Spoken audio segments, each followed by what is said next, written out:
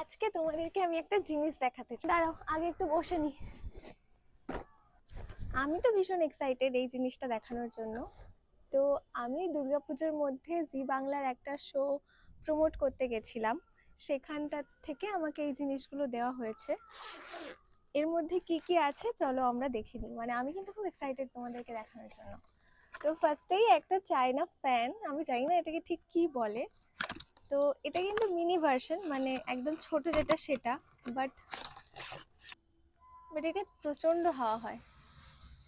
মানে আমার শ্যুটের সময় বা অন্য সময় এটা তো একদম পারফেক্ট। আর সাথে এই স্ট্যান্ডটা, আর তার সাথে আছে এই উডেন ফ্রেমসগুলো। এগুলো মেবি জলের গ্লাস বা কিছু রাখলে তখন এটাকে রাখতে হবে, সেটা সারফেস, এটা হবে সারফেস। তো আমি ঠিক জানি না এটাকে কি বলে, তোমরা জানলে আমাকে অবশ্যই জানিও।